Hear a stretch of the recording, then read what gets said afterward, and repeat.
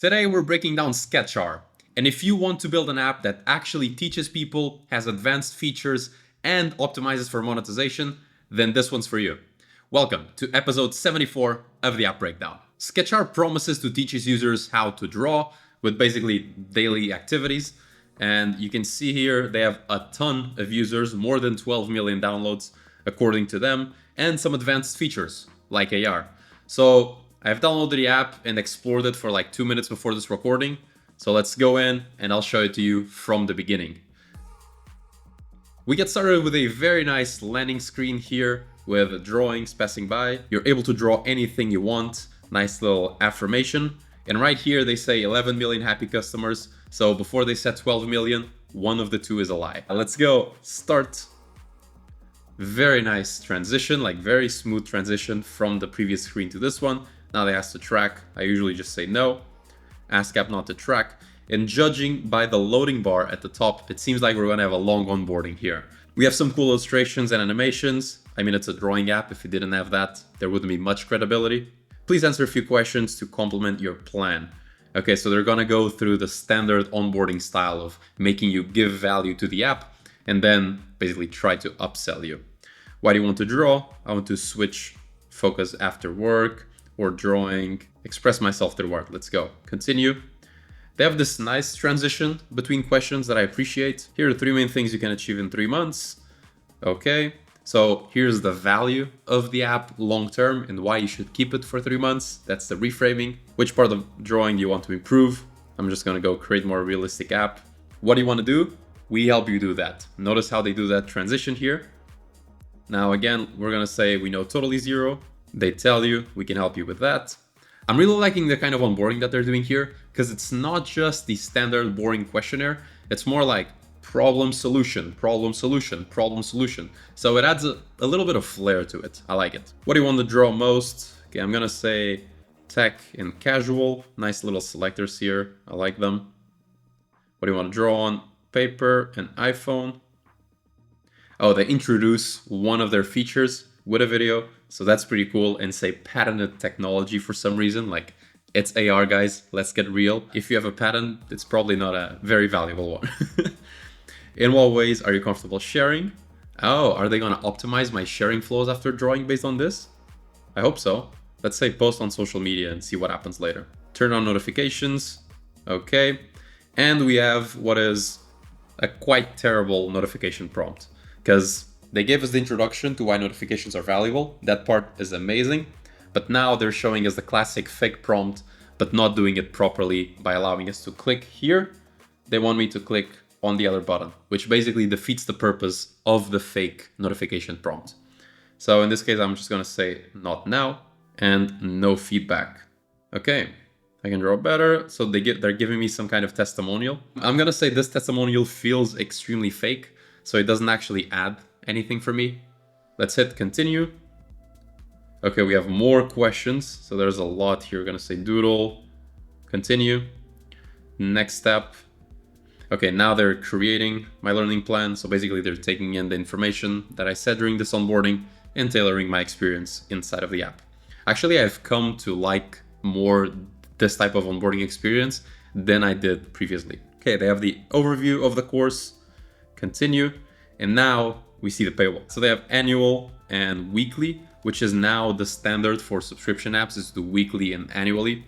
The reason being that most people will basically click on weekly, but also the price discrepancy between the two makes more sense for you to buy annually.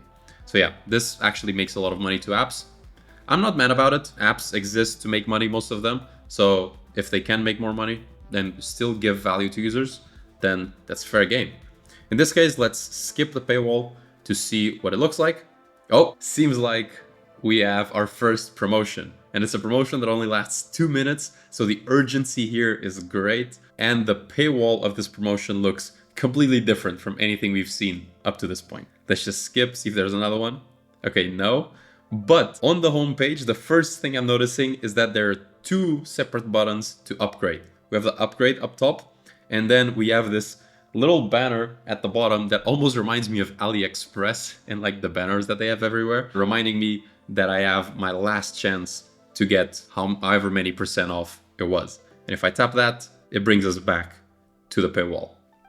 But enough of paywalls, let's actually explore the features and design of the app. So up top, we have a little carousel with borders on the side. Maybe they're like Insta stories. Let's tap one of them. Yep, exactly. So like Insta stories telling you about different features and different things inside of the app.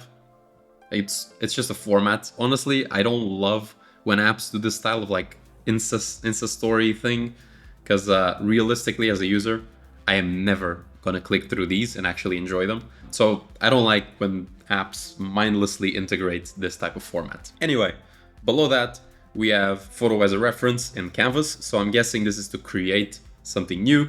And below we have, oh, this is a very weird style of navigation. Notice how when I scroll down, I'm actually not scrolling on the screen, but the cards are stacking on top. And stacking in a not very pleasant way, I'll say. Okay, I'm not a fan of this type of scrolling. It is new, it is innovative, but I will say it's not great. Anyway, so we're on the Create tab. It seems like there are 5 tabs at the bottom. We started on the middle one. And before we go into any of the other tabs, let's start by clicking on the plus button that is pulsing and creating a new canvas. So we have here canvas size, portrait, and now we're on the actual drawing tool. I am not incredibly impressed by the UI at first glance. I thought it was going to be a bit more like Procreate, a bit more fancy, but no, it's very simple. So we have tools here at the bottom. The sheet, the half sheet that comes up is nice. So we're going to just choose a pencil and draw something here. The drawing feels nice. They have a nice easing to the curve. And then on the side, we have controls for tool size and for transparency. I have done myself a fair bit of work on this type of creative tool. I've designed 2 different apps that use this type of thing. And I will say that there are a lot more creative things that you can do outside of this. Then we have the back button. Again, nothing too special. Let's try pressing on the features at the bottom. Notice what happened here. So I was trying to scroll on the scroll bar, but I actually moved to a different app and I activated the iOS navigation. And this is why it's very important that if you have some kind of toolbar at the bottom of your app, never put it close to the bottom. So actually raise it at least like 60 pixels or 58 pixels, something like that, because otherwise people are gonna run into this issue. I wanna use the toolbar and I'm gonna activate the iOS notification. So small design tip for you, but a very important one. Always raise a bit your bottom toolbars. But yeah, let's actually start exploring it. So we have the eraser, again, no special UI, the smudge, no special UI, palette, and they just use the standard color picker, which is a great color picker, so I'm not mad about. Then you have the color picker, layers, so you can add multiple layers to the drawing and edit them there, and settings.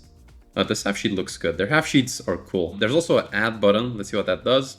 You can add an image, and it seems that it's a pro feature because it has a little lock. And if I tap it, oh, we have another type of paywall. So far we've seen like 3 different styles of paywall in the same app. This one, I wonder if they just forgot to update it, because like it literally has the same pricing and same everything as the other one. It's just a different design and looks kind of inconsistent, but they probably know that better than me. So let's just finish this drawing. Oh, it creates a time lapse. So that's very cool. You can either share it as its own like image, or you can do a time lapse, because a lot of artists like this like progress videos of them drawing. So this is super cool. Let's hit publish time lapse to profile, see what that does. It asks us to create an account because we obviously don't have one. And I will say I am a big fan of this like full blue screen just pushing you to do something. Again, it looks nothing like the rest of the app. I feel like on the app overall, I've seen like 4 different, completely different design styles, and this is one of them. So I'm not gonna create an account now. Let's go back. Oh, we have the introduction of streaks. So 1 day streak, continue. Now that I have seen streaks, I think that this app is gonna fall into that category of doing a lot of things well, but also doing far too much. Like they have AR, they have the drawing, they added Insta story style content up top, they have the streaks, they have the publish, they have the time-lapse, and I haven't even seen 4 of the tabs of the app. So it's quite a complex one, which probably means that there are 4 different successful products you can build out of this, since it has so many downloads and so much traffic going through it. But enough rambling, let's actually try the AR drawing, because that is one thing I want to see. So let's tap AR drawing. So I selected a picture from my gallery, and now the app is asking me for camera access, probably to just display the AR. So let's allow. We are on the AR thing. What can we do now? Please show the whole sheet of paper you want to draw on. Okay, so we're just gonna show some paper here. Oh, nice, and it just places. Yes, I need time lapse. It places the image that I selected, just a photo of my wife sitting in the shopping cart here. And now what can I do? I can resize it. Oh, this feels very good. Like it cuts out the outline super well. The positioning is well done. Let's hit finish. I'm actually very impressed by this. Oh wait, I was supposed to draw on top of that? Okay, now they lost me because I thought I was just placing the photo in place, but in fact, I was hitting like finish drawing. So that flow is like clearly broken there. I did not understand what was going on. Let's try going through that again. So I select the same image. We have the options for paper. Okay, paper plus tripod. I'm not sure what that is. No, let's just hit paper plus hand. Take photo. Okay, so apparently I took a photo of this. Then there's the time lapse. Not sure what, like it's not doing anything. Then we have sketch, where we can change the opacity and settings with a nice half sheet with like a grid, time-lapse recording, etc. And so I think the assumption is just that I'm gonna keep the phone in place somehow, and I'm gonna start drawing on top of it. So I'm just gonna start drawing like here. The face, oh, my pen is not actually drawing. You can see that I can draw very well here. So you're just supposed to basically draw on top of this. But if you're recording a YouTube video, holding the phone with one hand and trying to draw with the other, you're gonna do some horrible thing like this. And so now when I hit finish, yup, I can actually see what I drew and take a photo of it. Press looks good. And there's a time lapse of my actual recording. The time lapse is going to be messed up because for most part I was just speaking through it, but it should also show while I was drawing. Anyway, let's go back. So that's the AR feature. It's pretty cool. You can also upload it to a VR headset. You can do pixel art, liquid glass, Zen draws. I'm actually interested on the liquid draw. Like, what is that? Let's try.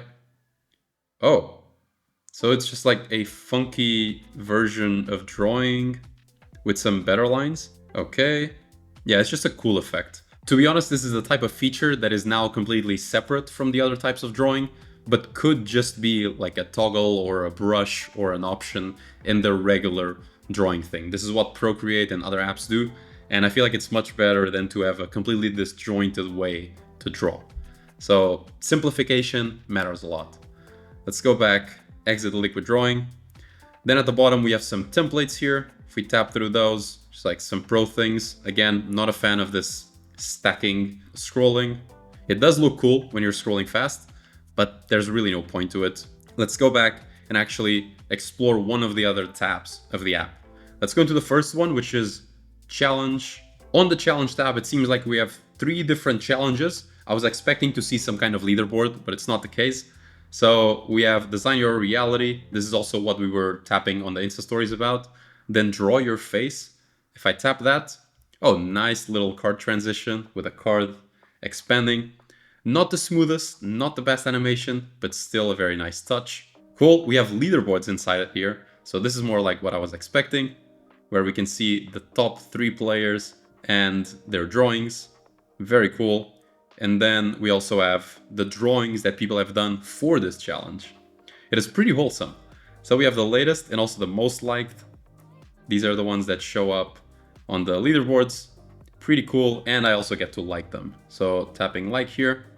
Oh, very nice heart animation, which is once again one of those nice details that feels very good on an app like Locket or others that do the same. But because there's so many things, so many design details going on this app, it just feels disjointed. Like this app does not have a very coherent design style. Also, of course, on this page, the CTA is to join, and it has a nice shimmer effect that once again It's cool, but it doesn't really fit in the rest. Nice closing animation.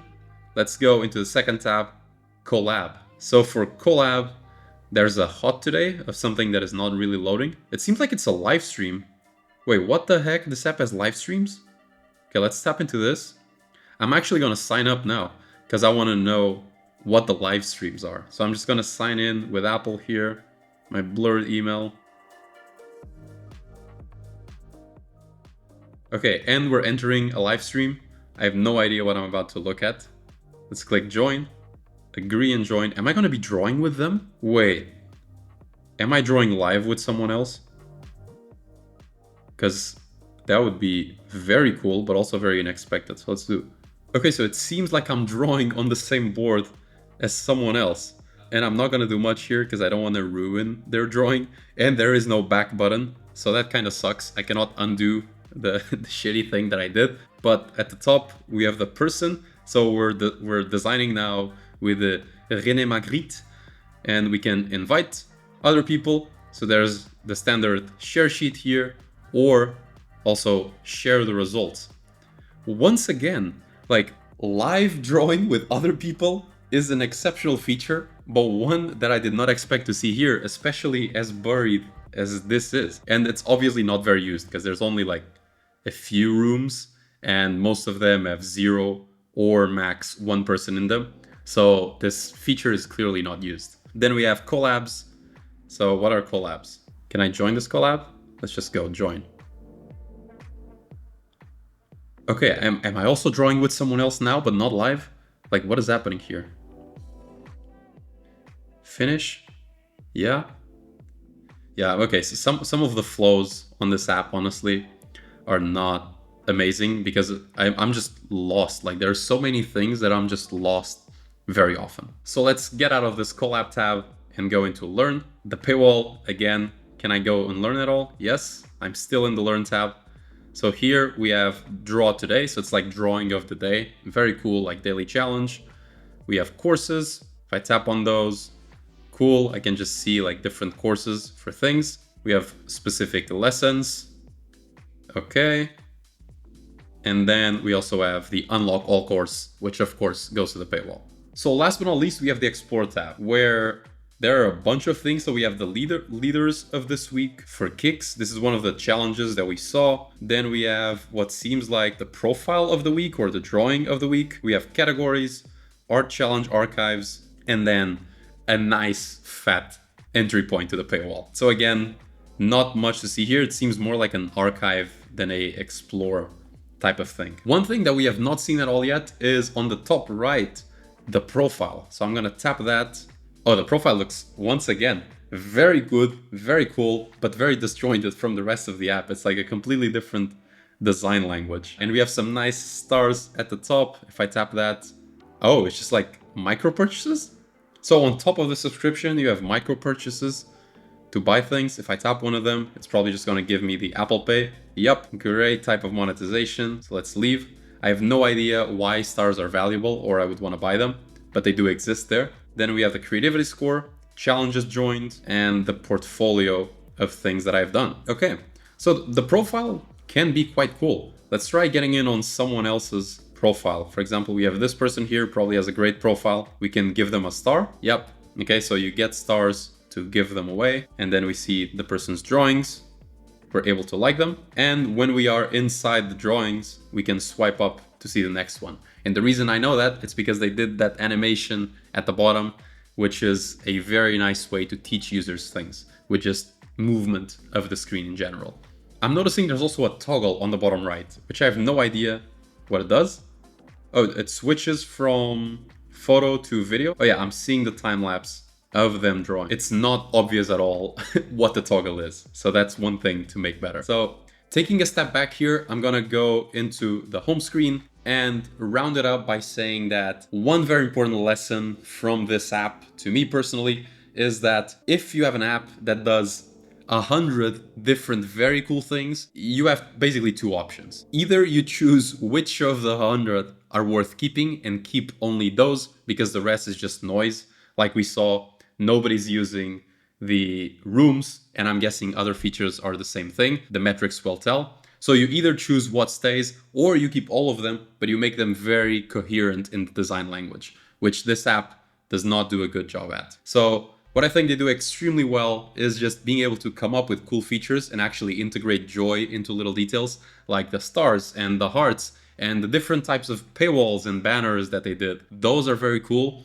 I just wish they were joined in a better way. So yeah, if you're trying to explore lots of cool features, how to push people for monetization, and also just a breadth of fresh ideas, you should check out this app and you should check out the next episode. See ya.